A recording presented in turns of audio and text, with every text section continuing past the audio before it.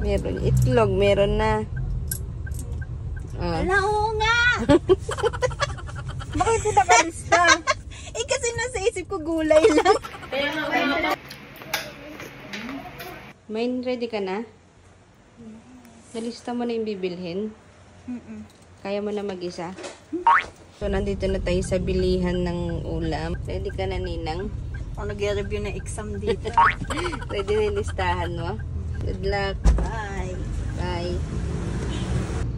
Ang first task ni Ninang, bumili ng baboy. Sinamahan ko lang si Ninang Thea mamalengke. Actually, marunong naman siyang mamalengke. Kaso, madalas talaga mabilis siyang mawala. Mabilis siyang mabudol. Kaya hindi ko talaga siya hinahayaang mamalengke nung mga nakaraan. Sabi ko, try niya ulit. At baka kulang lang sa practice, ganun. Sasanayin ko na siyang mamalengke mag-isa. Pero sa ngayon, sasamahan ko na muna siya. Hindi ko talaga hinahayang mamalengke mag-isa si Ninang Thea kasi ay, close agad.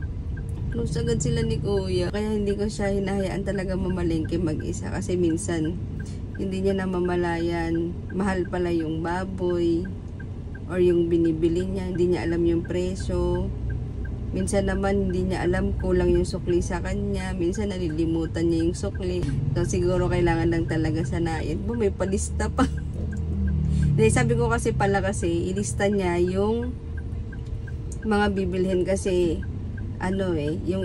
yung baboy diyan pinabili lang nung kapatid ko. So baka kasi magkahalo-halo yung sukli. Kumusta? Ayun. Close agad kayo ni Kuya, may patawa-tawa pa. Siyempre. Nakamagkano ka na? 363. Yung sukli. 63 yung Nakuha mo yung sukli? Tama yung sukli? Hindi ko binila. Bilangin. Oh, galing na ni Ninang Theo. Tinitignan niya yung kanyang listahan. Baka may makalimutan siya. Next time, hayaan ko na ito mamalengke mag-isa. Napalista niya isa-isa yung presyo ng gulay. Halo-halo kasi yung para sa amin, saka yung para sa kapatid ko. So, para hindi na siya mahirapang magbalik ng sukli. Kaya may dala-dala siyang papel saka ballpen. Galing talaga. Sana wala siyang nalimutan. May listahan na yan Oh, diba? May nakalimutan pa pala. Nalimutan niya yung talong. Buti naalala niya. Partida, nasa listahan pa yon. Kala mo nagpapatay lang ng waiting Parang wala akong nakitang kangkong. Wala. Wala. Nalimutan ko yung talong. Nalimutan mo, nandyan sa listahan mo. Ayan, no? Oo nga Hindi ko na Eggplant kasi sa bagay, ko dyan eggplant. Hindi kasi eggplant yan. Dapat talong nakalagay. Dapat talong nakasulat. Amazing ka dun na, may palista ka pa ha. Ano na lang kulang? Yung bangus, yung kangkong, pugo. Ay, hindi ko. Itlog, meron na. Wala, oo nga! Bakit ko nakalista? Kasi nasa isip ko gulay lang. Itlog, pugo. Ano ba yan? Sabi ko pa naman, hayaan na kita mamalengke mag-isa sa susunod. Gulay lang kasi nasa isip ko. Di ba? May listahan na. Nawawala siya sa nawawala siya sa direksyon. Pag mag-isa lang. Masasanay din yan. Ako kasi yung taga-palengke, tapos siya yung magluluto.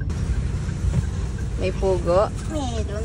Okay na, wala nalimutan habang nandito pa. Wala na. Yung walang aluminum baking Bangus soda. na lang. Bangus.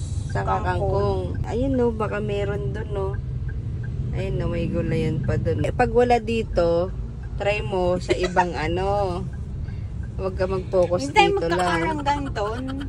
Ayun, may bangus dun Ayun sige na. Tignan mo yung mata kasi pag mapula, ibig sabihin nun, naka-good item yun. Akala ko Good item yun. Wag tayo sa good item. Pa-boneless mo Boneless. Kangkong. Boneless kangkong. Wala, sabi ko dun sa kabila, dito bumili. Tignan niya talaga kung mapula yung mata. Lika dito, lika dito. Lika dito. 250. Sige. Malimutan ko eh. Sige. Makakalimutin kasi si Ninang. Ewan ko kung anong iniisip niya. Mahal naman siya ng mahal niya. Kaya hindi ko talaga hinahayaan si Ninang mamalengke mag-isa. Kasi kahit hayaan ko siyang mag-isa, nag-aalala ako. Kasi parang nalilito, nahihilo, gano'n. Pagka-uwi nga namin ng bahay, naglinis naman ng kwarto si Thea. At dahil kami yung namalengke, sila Mami Net at Wen naman yung abala magluto ng hapunan. Tapos pinaayos na rin sa akin ni Ninang yung mga butas-butas ng screen ng bintana kaysa nga magpagawa ng bago, repair na lang muna at priority muna ang luho. De, joke lang. Main, kain na. Main. Sorry, ano yan? Kain na tayo. Ayan na. Wow, sarap ng ulam. Yes, thanks guys. Pero tuyo sa'yo.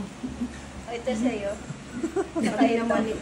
Grabe ka kung alam mo lang yung pinagdaanan ni Thea sa palengke.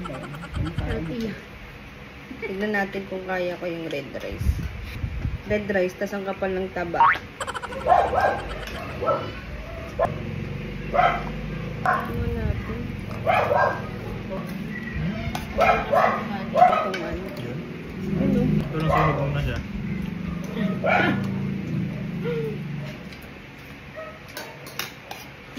Yung kanin, no?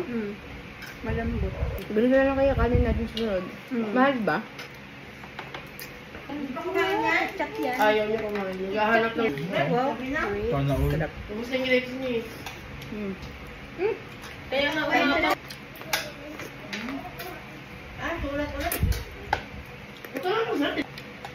Wine. Wine na sinali na sa baso kasi wala na yung takip. Hindi na maibalik yung takip. Sarap pa rin. Ayun na lang muna, pasensya na, sobrang na-busy talaga ako nitong mga nakaraang araw. Maraming salamat sa lahat ng nanood. Paalam!